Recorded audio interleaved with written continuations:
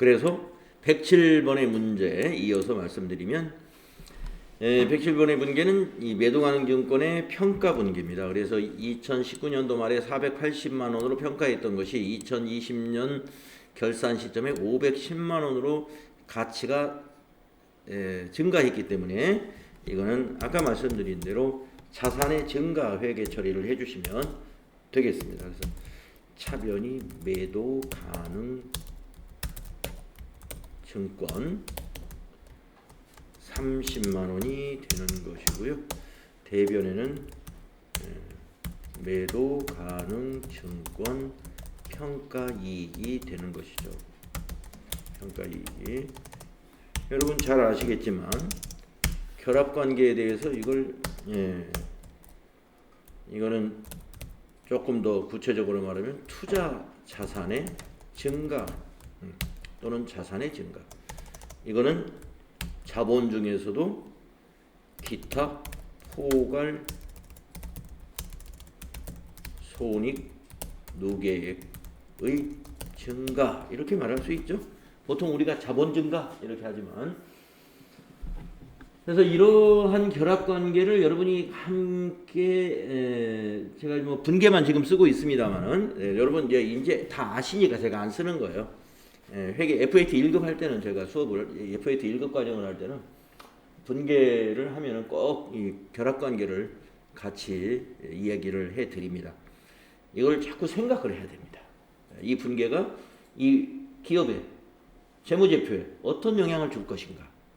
거기까지를 생각을 해야 되기 때문에 그래서 이 거래는 자산이 증가하는 거래고 자본이 증가하는 거래다.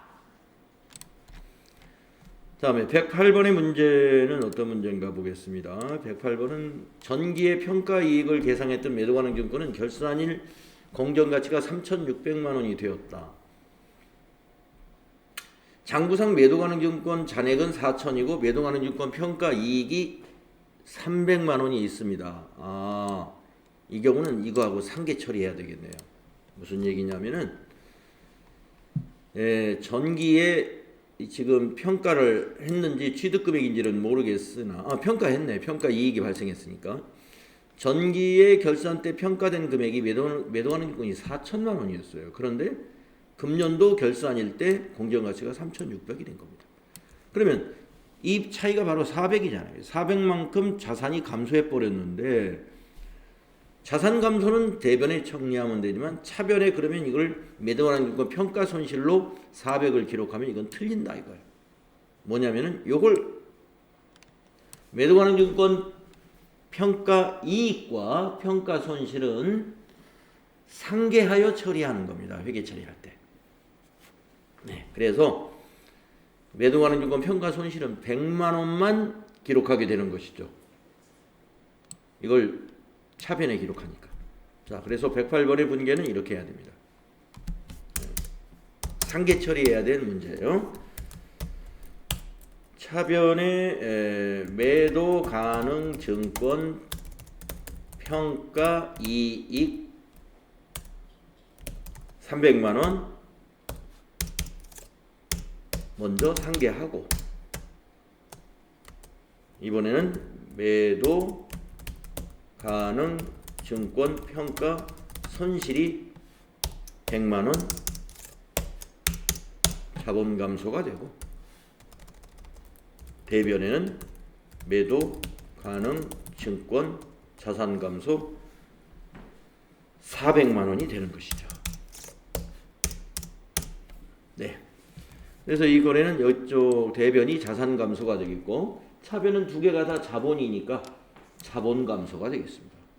그런데 자본 감소를 여러분이 이 매도가능증권 평가 이익 300만 원을 먼저 상계시키고 매도가능증권 평가 손실을 100으로만 기록을 하는 것이지 이걸 그대로 두고 또 매도가능증권 평가 손실 100 아니죠 400 이거 안 되는 겁니다. 상계해야 된다.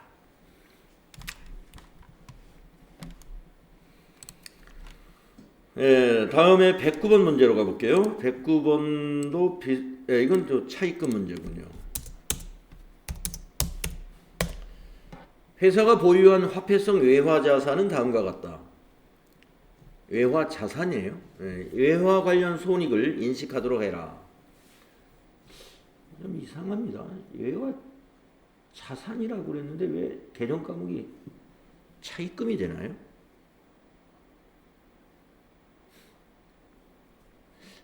거래처가 외국은행이고, 외국은행에서 이거 밑에 자료를 보면 빌린 거죠? 예, 그러면 이걸 좀 이렇게 고칩시다. 이거를 자산을 지우시고 부채로. 예. 외화 부채가 다음과 같다. 이렇게 말을 해야죠. 외화 부채로 바꿔서 밑에 표를 보니까 장기 차입금이니까요. 자, 내역을 보겠습니다. 외국은행이라는 거래처로부터 15,000불을 9월 10일 날 차입을 한 거예요. 뭐 장기 차입이니까 적어도 뭐 2년이나 3년 된다는 얘기죠. 이때 9월 10일 날 환율은 이랬다 이겁니다. 1불당 1,350원. 그런데 12월 31일 결산일을 맞이해서 1불당 1,400원. 이걸 우리는 환율이 올라갔다. 이렇게 표현을 하죠. 우리가 외화 자산의 경우는요, 환율이 올라가면 자산이 증가합니다. 외화 부채는 어떻게 되겠어요? 부채가 또 증가하겠죠. 외화 부채가. 그러니까 회사는 부채가 증가하는 환율로 인해서 그냥 부채가 증가해가지고 재무구조가 나빠져 버려요. 자, 그러면 지금 얼마가 증가했냐면 1불당 50원씩 부채가 증가합니다. 1불당 50원씩. 그럼 몇 불이냐면 15,000불이죠. 그래서 15,000불 곱하기 50원 해가지고 얼마의 장기 차입금이 증가했는가를 금액을 먼저 만들어야죠. 15,000불 곱하기 50원. 그러면 75만 원만큼, 한화로 75만 원만큼의 장기 차입금이 증가하는 수정분계를 하라는 얘기입니다. 자, 그래서 어떻게 하느냐? 75만 원을 차변에, 이걸 손실이라고 그러는데 외화로 환산했더니 손실을 봤다. 그래서 외화 환산 손실 75만. 대변이 부채 증가, 장기 차입금, 외국은행 75만 원. 이러한 회계 처리를 해야 합니다. 외화 환산 손실입니다. 자, 결산 문제. 이런 결산 수정 분계는 이제 자동 결산 사항이 아니죠. 전부 다 지금 수동 결산 사항들입니다. 다음에 110번 문제. 이것도 환율인가요? 네. 2020년 결산일 현재 외화 장기 차입금은 전액 실버사에서 2019년 10월 1일에 3년 후 일시상환 조건으로 차입한 외화 장기 차입금 US 달러 10,000달러이다. 네. 그리고 밑에 10,000달러에 대해서 차입 당시가 10월 1일이었는데 1,100원이었고 19년 12월 31일 날은 1,120원이었어요. 근데 우리는 지금 이때는 이미 과거가 된 거고, 우리는 지금 해야 될 문제는 2020년에 결산일 현재 요 환율을 적용해야 됩니다. 요 환율. 그러면은 우리는 전기까지는 이렇게 결산이 되어 있을 거 아니에요. 이미 장부 금액이 요 1,120원으로 고쳐져 있습니다. 그래서 전기 결산 때의 환율하고 단기의 결산 때 환율을 바로 비교하면 되죠. 그래서 이거는 50원. 이것도 50원이네. 50원 환율이 올랐어요. 그죠? 그러면 10,000달러니까 10,000 곱하기 50을 하면 50만 원이죠. 그래서 110번도 조금 전에 109번의 문제하고 똑같다 이겁니다. 똑같다. 그래서 분계는 110번도 똑같이 차변의 외화 환산 손실이 50만 원. 그렇죠? 대변이 개정 과목 이름이 좀 다른가요? 요 개정 과목 그냥 외화장기 차입금, 외화장기 차입금이라는 개정 과목을 썼으니까 우리도 그 똑같은 개정 과목을 써가지고 거래처는 실버 50만 원, 부채가 증가하는. 환율 문제 때문에 이렇게 부채가 증가할 수도 있고요. 외화 자산이 있는 기업 같은 경우는 이제 환율 때문에 자산이 증가하는 그런 효과를 볼 수도 있겠죠. 자, 그 다음에 111번 문제를 보겠습니다. 111번.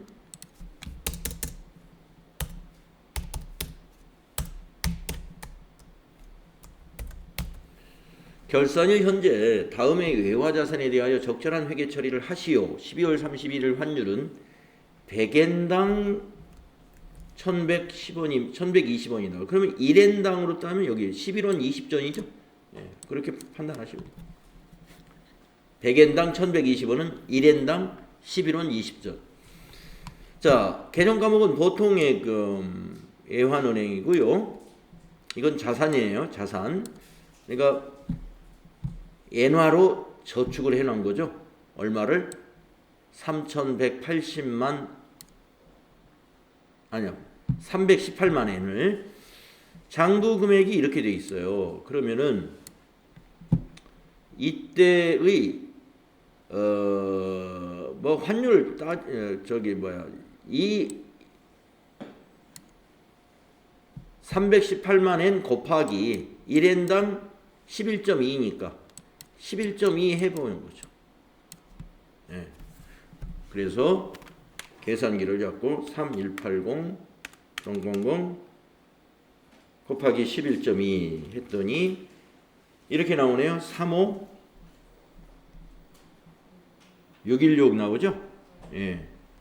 이 금액하고 밑에 있는 이 장부 금액을 비교하는 거죠. 빼봅니다. 빼기 34662 000 뺐더니 95만 4천 원이 나오네요. 95만 4천 원만큼 증가한 거예요. 이게 지금 결산 때 금액이니까. 그래서 환율로 인해서 외화자산이 증가했기 때문에 차변의 보통예금이 95만 4천 원으로 증가하고 대변에는 이거 역시 외화환산 이익이 되는 거죠. 이거는 손실이 아니라 95만 4천 원. 자, 그래서 차변의 보통예금 외환은행 거 95만 4천 원의 자산이 증가합니다. 대변은 외화환산 이익이다.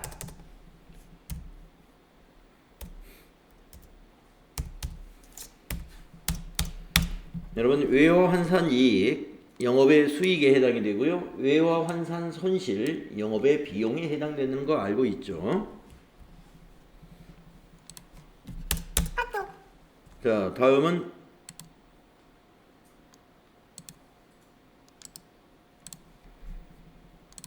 112번 문제로 한번 가봅시다. 112번은 무슨 문제인가요? 정부 보조금 1억 원으로 7월 1일 날 구입한 시설 장치 1억 5천만 원을 정액법으로 감가상각을 계상했다. 내용 연수는 4년이며 월할 상각한다.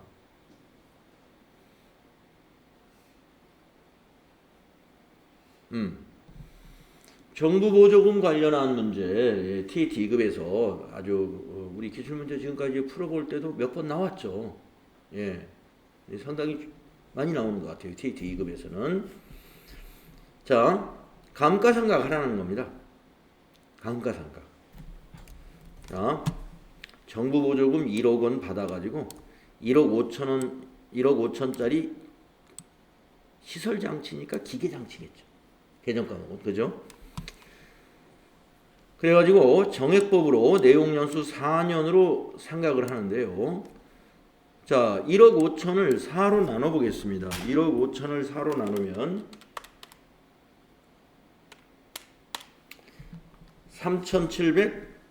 3,750만 원이 나오죠. 1년에. 근데 7월 1일에 구입했기 때문에 이거의 절반을 삼각해야죠. 나누기 2 하면은 1875만 원 나오는데 여러분 맞는지 한번 계산 한번 해보세요. 1875만 원 나오는데 맞습니까? 맞죠?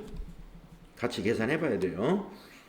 자, 그래서 1875만 원을 감가상각하는 분계를 합니다. 자, 먼저 차변의 감가상각비 18750 000 대변의 감가상각 누계액 18750 000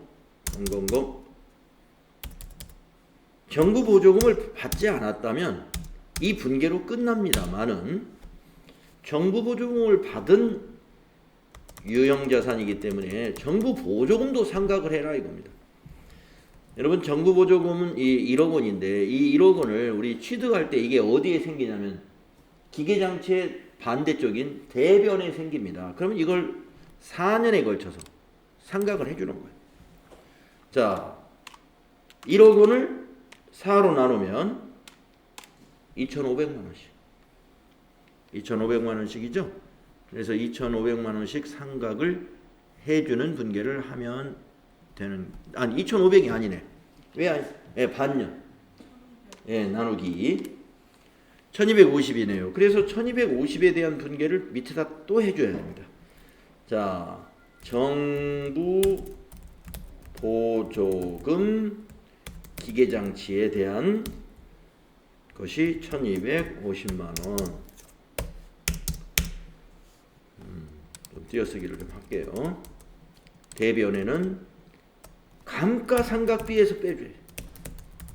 감가상각비에서 빼줘요. 1250만 원. 그래서 실제로 우리 회사의 비용으로 가는 것은 이 1850이 가는 게 아니라 정부 보조금에 해당되는 1250만 원은 비용에서 빠져버리니까 625만 원만 손익계산서의 비용으로 가게 되는 거죠. 그러니까 정부 보조금을 받아가지고 취득한 자산에 대한 감가상각비는 회사의 경비로 처리해서는 안 된다 이런 취지죠. 이런 회계 처리의 의도가. 회사의 자산은 맞지만 거기에 대한 감가상각비 중에서 정부가 보조한 부분에 대한 것은 빼주는 거예요. 감가상각비에서. 그래서 실제로 기업의 자금으로 취득한 자산에 대한 비용 부분만을 손익에 반영을 한다는 거죠. 그래서 요 밑에 정부보조금 상각에 대한 요 분계도 밑에다 같이 해줘야 된다는 거 중요합니다. 뭐 우리가 이제 수험서이기 때문에 시험에 자주 나오면 그게 중요한 거죠. 시험에 자주 나오면 중요합니다.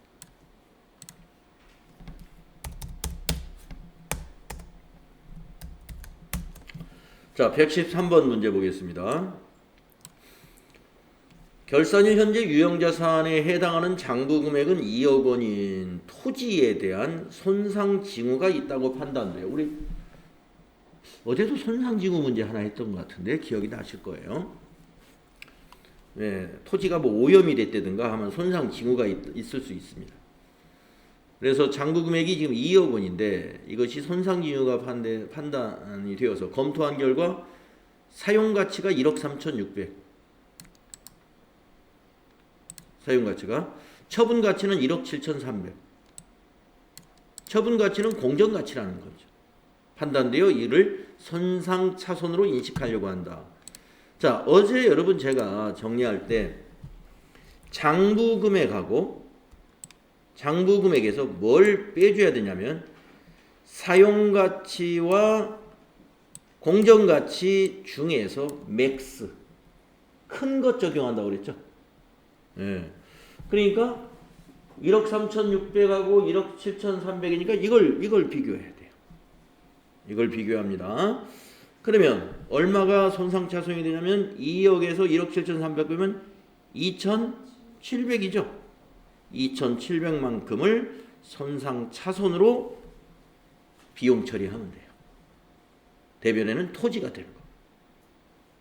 그래서 자, 손상차손 문제는 이렇게 나옵니다. 장부금액을 어떻게든지 알려줄 것이고, 장부금액하고 공정가치와 사용가치 중에서 큰 것을 가지고 비교해라.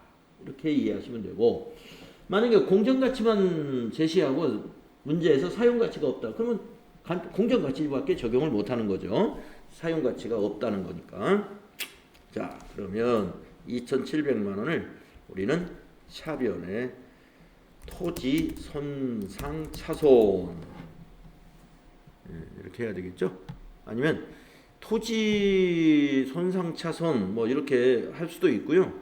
이제 개정 과목을 만들어 쓰기 나름인데요. 유형자산 손상차손.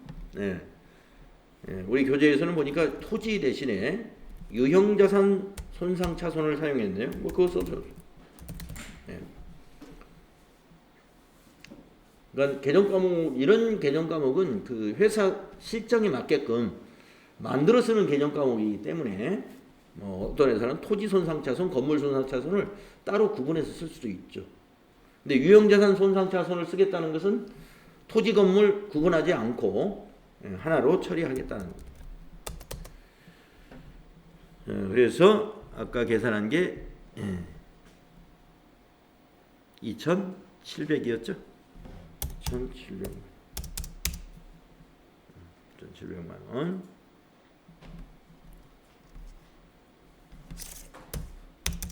대변에는 직접법이 아니라 간접법. 우리 그 손상차손 누계획, 우리 그 감가상각 누계획하고 개념이 같습니다. 그래서 이거는 토지에 대한 차감 계정을 만들어 가지고 손상차손 누계획을 토지 개정 과목하고 가까운 개정 과목으로 해서 손상차손 누계획을 만들었으면 돼요. 간접법이다 이거죠. 그래서 2,700만 원. 만약에 직접법으로 하라고 문제에서 했다. 그러면 바로 토지에서 빼면 됩니다. 직접법으로 하지 않는다. 아무 말이 없으면 손상차손 누계획, 감가상각 누계획을 떠올리시면 되겠습니다. 자, 다음은 114번 수동결산 연습 문제 마지막인데, 무형자산으로 계상되어 있는 특허권은 장부금액이 500만 원인데 더 이상 사용할 수 없어 사용을 중지하고 처분을 위해 보유하고 있는데 당기말 일반 기업회계 기준에 의한 회수 가능 금액은 300만 원이다. 네. 회사는 사용가치가 없는 거예요. 지금 사용가치가 없어요. 그러니까 사용가치를 안 보여주죠. 자, 이 특허권의 장부금액이 500인데 우리 회사 내에서는 더 이상 사용할 수 없어요. 그러면 사용가치는 없는 것이고, 자, 회수 가능 금액이라는 것은 공정가치죠.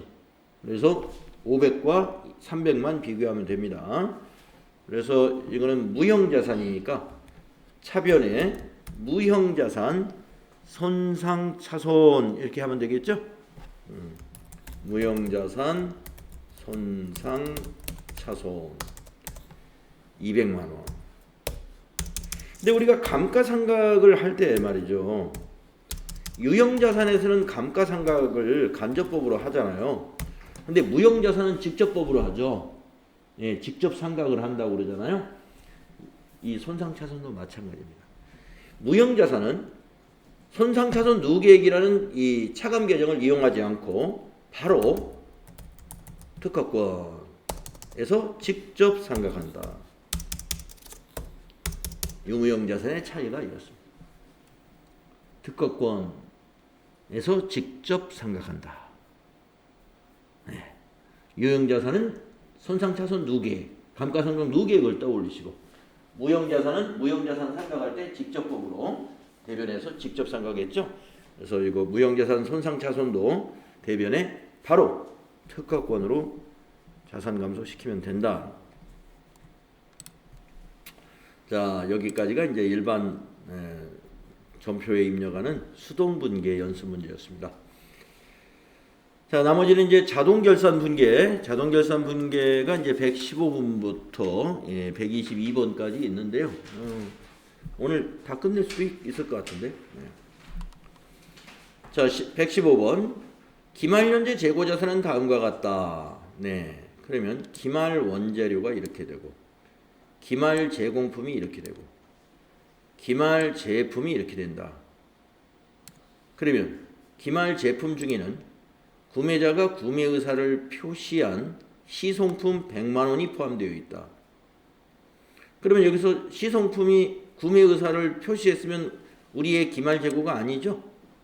예, 그러면 여기서 100만 원을 빼가지고 600만 원만 입력을 해야 됩니다. 여러분 입력할 때는. 그래서 결산자료 입력이라는 메뉴를 열어가지고 기말 원재료에다 요거 입력하고, 기말 제공품에다 이거 입력하고, 기말 제품에다 이거 입력하면 돼요. 그리고 전표 추가 누르면 되는 것이죠. 예. 그래서 우리가 요거는 이제 이거 자체를 가지고 분계는 할 수 없어요. 다만 이 기말 원재료를 넣으면 뭐가 계산이 될까요? 기초 원재료에다가 당기 원재료 매입액을 더해서 기말 원재료를 빼면은 이게 당기의 제조원가에 이게 재료비로 가는 거예요. 재료비가 산출돼 가지고 차변의 재료비, 원재료비 얼마, 대변은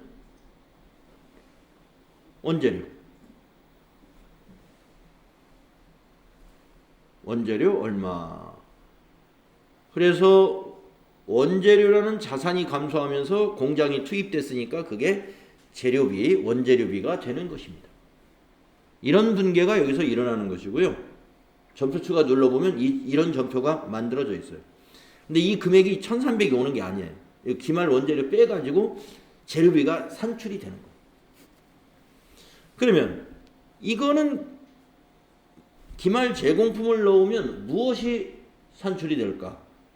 자, 이것도 차변을 먼저 보면은 기초 제공품에다가 당기 제품,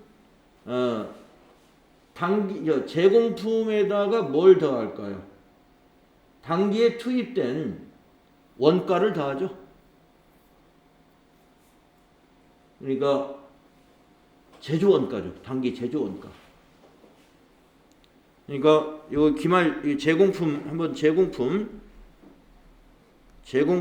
T 계정을 한번 그려볼게요. 예, 우리가 이제 제조원가를 우리가 안 배워가지고 제조원가 시험이 안 나오니까 여러분 안 배운 건데요. 이 제공품 계정의 이 T 계정은 어떻게 확률을, 여기 기초 제공품 차변이, 그 다음에 이 당기 이게 투입 원가예요. 이 투입 원가에는 재료비, 노무비, 경비가 다 들어있는 거예요. 이 안에. 기초 제공품은 지금 뭐냐면은 공장에 지금 처음에 생산 중에 있었던 금액, 거기다가 단기에 투입된 금액, 거기에는 재료비, 노무비, 경비가 다 들어있는 거예요. 그래가지고 저기 기말 제공품 요거를 여기다, 기말 제공품은 기말에 현재 생산 중에 있는 거. 그러면 나머지는 이건 어떻게 해요? 생산이 완료됐다는 거죠? 생산이 완료된 게 뭐예요? 이게 바로 제품이죠. 제품. 생산이 완료되면 이게 제품 제조원가가 되는 거예요. 단기 제품 제조원가로 가는 거예요. 그래서 이걸 입력함으로써 분계가 어떻게 되냐면 차변에 오는 게 단기 제품 제조원가, 대변에는 이거 제공품, 대변의 제공품 자산 감소, 차변에는 제조원가니까 뭐예요? 비용이죠. 그래서 기말 제공품을 입력해가지고 당기 제품 제조원가를 산출해내는 거예요. 이러한 원리에 의해서. 자, 그러면 이왕에 한 김에 여기까지. 그러면 기말 제품 600만 원을 입력해서 우리가 뭘 만들어내느냐? 어떤 분계를. 자, 그러면 이거를 우리가 그동안 상품 많이 연습했죠. 이걸 제품이라고 생각해보자. 상품하고 제품은 다 같습니다. 자, 여기 기초, 아이고. 날라가 버렸어요. 지금 이거 얘기하다 그랬죠? 자, 기말 제품. 이걸 제품 계정이라고 생각을 해보자. 제품. 그러면 여기 기초 제품. 아까 제공품에서 넘어온 당기 제조원가. 당기 제조원가. 자, 기초 제품에다가 당기 제조원가를 더합니다. 그래가지고 여기다 기말 제품을 빼요. 기말 제품을. 지금 이게 700만 원이죠. 이걸 빼면 나오는 게 뭐가 나올까요? 여기 들어가는 건 차변에 제품 매출원가가 나오는 겁니다. 제품 매출원가. 팔려나간 거예요. 이건. 제조원가는 만들어진 거고 공장 내에 아직 있는 거고 여기 매출원가는 팔려나간 겁니다. 그래서 차변의 제품 매출원가, 비용 발생, 대변은 뭐예요? 요 제품. 대변의 제품, 자산 감소, 제품 매출원가 대체 분계가 만들어지는 거죠, 이게. 네, 그래서 원재료는 제공품으로 가고 제공품은 제품의 제조원가가 되고 제품의 제조원가는 나중에 이걸 입력해가지고 매출원가를 만들어내는 것이다. 그런 프로세스예요, 이게. 근데 우리가 이제 제조원가라는 거를 공부를 하면 이 프로세스를 여러분이 이 T 계정으로 또 공부를 해요. 근데 그 원리가 그렇게 복잡하지가 않아요. 간단한 거예요. 상품의 그 원리를 여러분이 기초 상품 재고액 더하기 당기 상품 매입액에서 기말 상품 재고액을 빼는 것이 매출원가다. 그 원리를 그대로 원재료에, 제공품에, 제품에 그대로 적용하면 됩니다. 그대로 적용하면 돼요. 자, 그 다음에 116번. 기말 현재 재고자산은 다음과 같다. 같은 문제 위에. 자, 원재료, 기말 원재료라는 얘기예요. 입력하면 되고. 제공품, 위에 거와 같은 문제예요. 입력하면 되고. 제품, 기말 제품, 입력하면 돼요. 근데 밑에 원재료는 기말 현재 해외로부터 도착지 인도 기준으로 운송 중인 35만 원이 포함되어 있지 않다. 포함되어 있지 않으니까 맞는 거죠. 이대로 입력하면 끝. 그렇죠? 원재료 고칠 필요가 없죠? 왜냐하면 도착지 인도 기준이니까 아직 운송 중에 있으면 우리 재고가 아니라는 거죠. 다음에 117번. 기말 현재 재고는 다음과 같다. 똑같은 문제. 원재료 기말 재고가 이렇게 되고 제공품 기말이 제품이 이렇게 된다.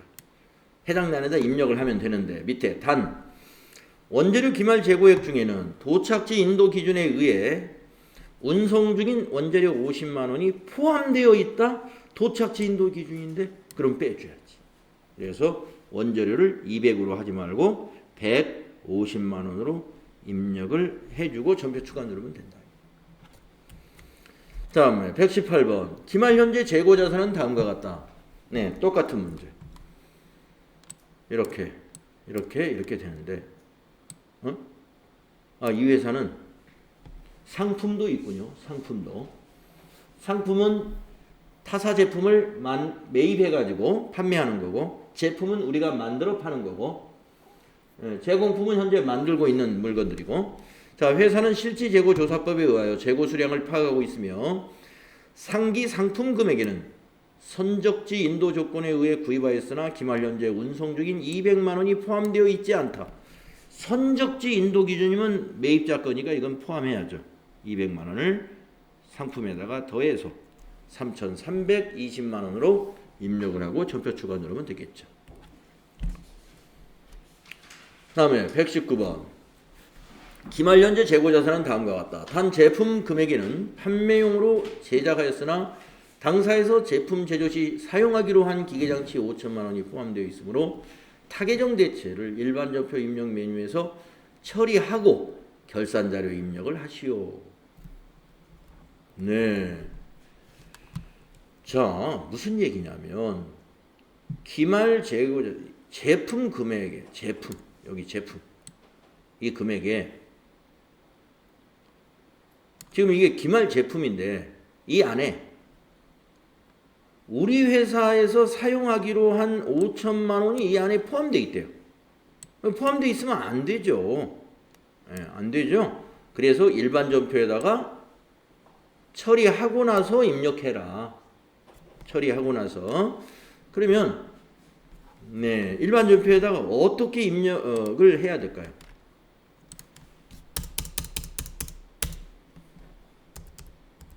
자, 119번. 먼저 일반 전표에다가 이 5천만 원을 당사 제품 제조 시 사용하기 위한 기계라는 거예요. 그러면 기계장치가 되는 거죠. 우리 회사의 기계장치 5천만 원. 근데 외부에서 사온 게 아니라 대변에 우리 회사 제품이에요, 그게. 그래서 제품에서 적요에다가 8번 해가지고 타계정 대체라는 적요 기억나시죠? 타계정 대체. 정확히는 아마 타계정으로 대체라고 돼 있을 거예요. 타계정으로 대체. 그래서 제품 대변이 제품으로 회계 처리하는데 적요를 꼭 걸어야 된다. 5천만 원. 이 문제입니다. 이 문제. 그러면 제품은 2억 지금 8,100인데 여기 제품이 5천만 원 요 수정분계 해버렸으니까 여기서 어떻게 해야 돼요? 5천을 빼줘야죠. 그래서 결산자료 입력에 입력할 때는 2억 3,100만 원으로 입력을 해야 맞는 거죠. 일반 전표에 이렇게 제품 뺐으니까 제품을 5천만 원을 뺀 2억 3,100으로 입력을 해야 된다.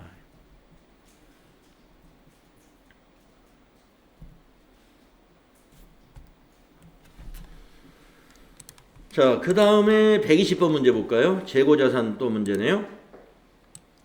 원재료 제공품 제품이 장부 금액은 이런데 실제 금액은 이렇다. 그러면 우리는 입력을요. 실제 금액으로 입력을 해야 됩니다. 입력을 실제 금액으로 하라. 이게 입력값이에요. 그러면 차이가 있는 요 원재료 200만 원 부족한 거 이거 어떻게 하느냐 이거예요. 재고가. 또 제공품은 똑같나요? 네. 네, 나머지는 똑같습니다.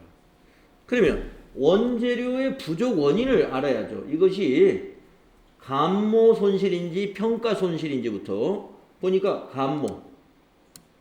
비정상적이래요. 비정상적인 감모. 원재료의 차익은 비정상적이다. 그게 뭐냐면은 잘 관리를 못 해가지고 이것이 부족했다 이겁니다. 예를 들면 뭐 도난을 맞았다든가 뭐 이런 것들입니다.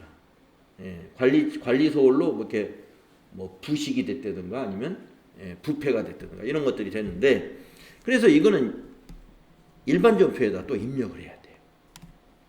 일반 전표에. 자, 그래서 120번 차변에 재고자산 감모 손실이라고 해요. 영업의 비용 900번대 200만원 비용 처리를 합니다. 이건 매출원가로 가면 안 되기 때문에 영업의 비용 처리하는 거예요. 대변이 원재료에서 줄여주는 겁니다.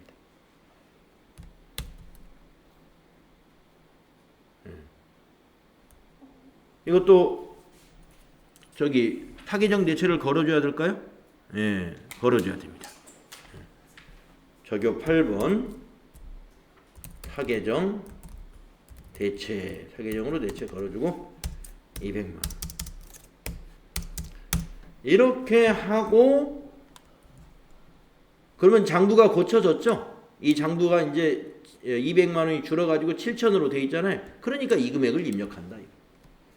그래서 여러분이 결산자료 입력이 입력할 때는요, 이 표를 장부 금액과 실제 금액을 두 가지로 주면 입력은 무조건 실제 금액으로 합니다.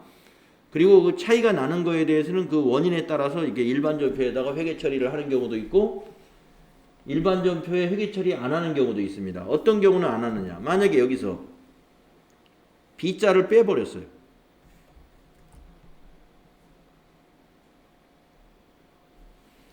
B자를 빼면 무슨 말이 됩니까? 단 원재료의 차액은 정상적인 감모로 인하여 발생했다.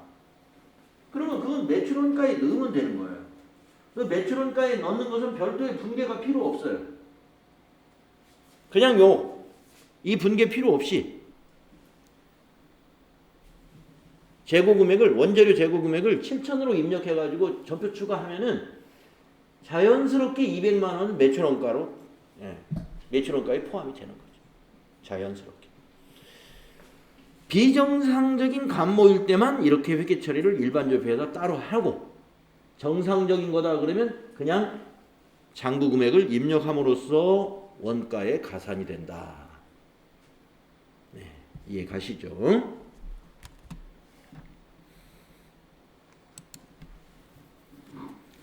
자, 그 다음에 121번 볼까요?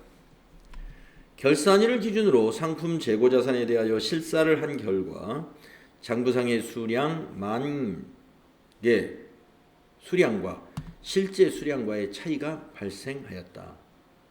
네, 1,500개가 줄었습니다. 상품이. 그 차이 원인을 확인한 결과 80%는 원가성이 있으나 이건 뭐예요? 정상 감모란 얘기죠. 나머지는 원가성이 전혀 없는 것으로 밝혀졌다. 20%는 비정상 감모다 이 말입니다. 동상품의 장부상 단위당 금액은 300원이며 이 단위당 금액이 단가라는 거죠. 3,000원이요. 단가가 3,000원이며 이는 기말연재 공정가치와 일치한다. 네. 자, 그러면 이것은 어떻게 해야 되느냐? 이렇게 해야 됩니다. 상품을 자 121번은 일단 비정상 감모는 일반 전표에 12월 31일자로 입력합니다. 일반 전표에 입력. 그래서 얼마인지를 계산을 한번 해볼게요. 20%가 지금 1,500개에 대한 20%를 계산하면 되죠. 좀 차이 나는 게 1,500개니까 1,500개 곱하기 20% 했더니 300개네요. 그러니까 300개 곱하기 단가를 적용하면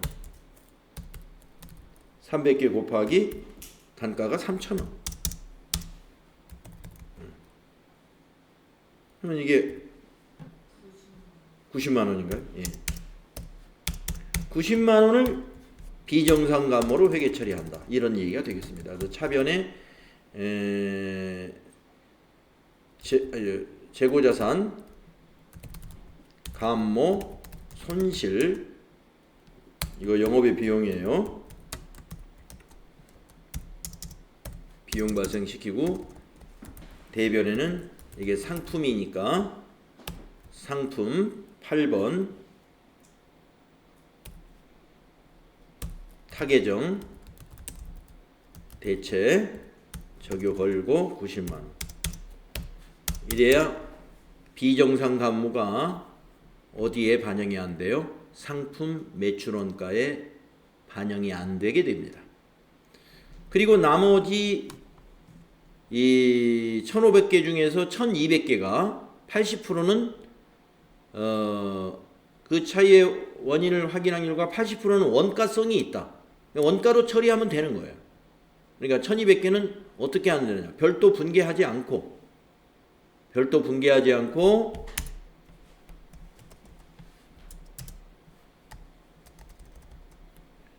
기말 상품 재고액에 입력을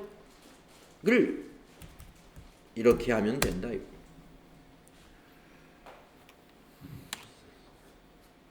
300개 뺀 실제 수량 8,000.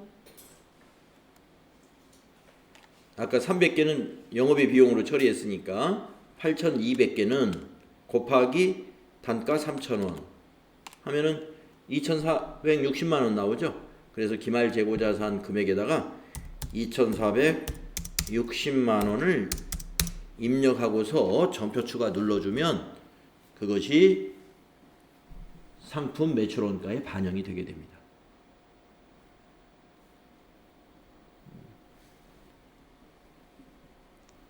(121번)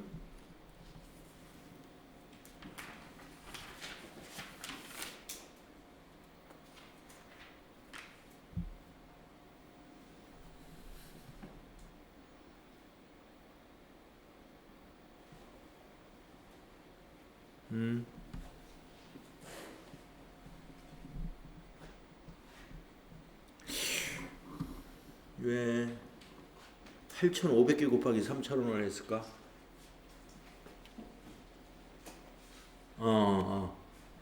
맞다. 네, 죄송합니다. 제가 실제 수량 8,500개. 지금 우리는 실제 수량을 실제 금액을 입력하는 거잖아요. 그러니까 8,500개 곱하기 3,000원. 이걸 입력해야죠. 그럼 2,400이 아닌, 아까 저는 8,200개로 계산했어요. 네. 착각했습니다. 2,550만 원이죠.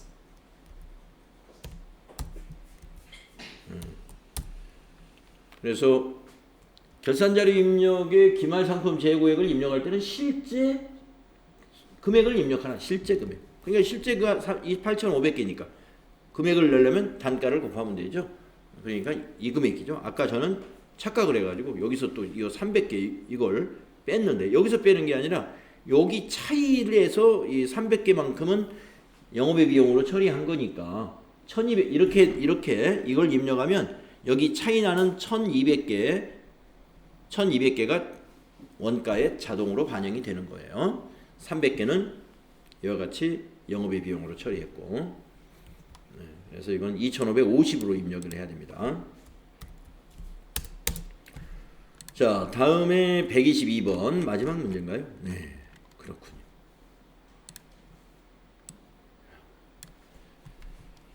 기말 현재의 재고 자산은 다음과 같다. 네, 상품부터 이제 제품까지 쫙 있는데 재고 장부 금액은 이렇고 실제 금액은 이렇고 재고 자산의 순실현 가치는 이렇다.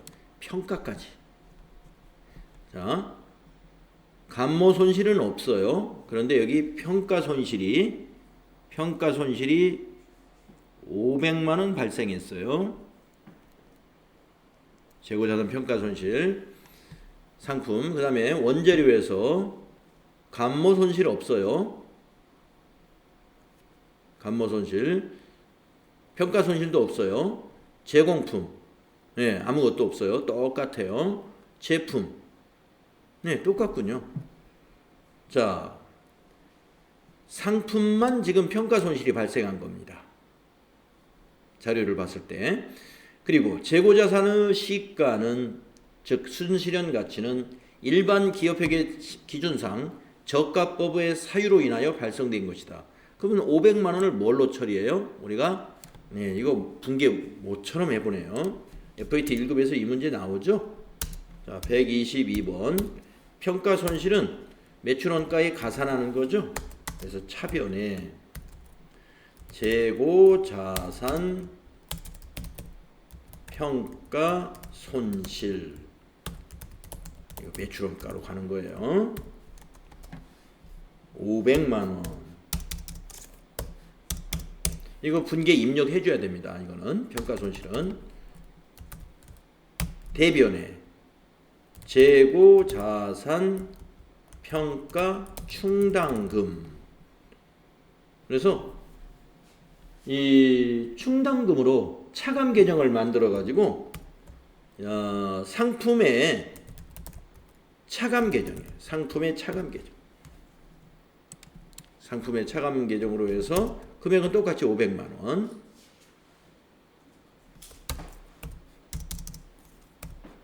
이런 회계 처리를 해야 됩니다. 그래서 차변의 재고자산 평가 손실 매출원가. 네. 매출원가. 그다음에 대변의 재고자산 평가 충당금 상품의 차감 계정. 그러면 입력을 할 때는 뭘로 입력을 해요? 입력을 할 때는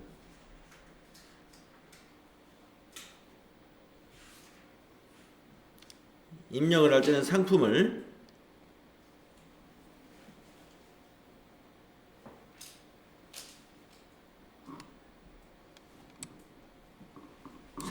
실제 재고 금액으로 입력하는 거죠. 네, 실제 재고 금액으로. 그래서 거기 보면은 상품의 기말 상품 재고액 4천만 원 이렇게 입력하고 원재료도 3천만 원, 제공품에 5천만 원, 제품에 3,500만 원 이렇게 입력을 하면 됩니다.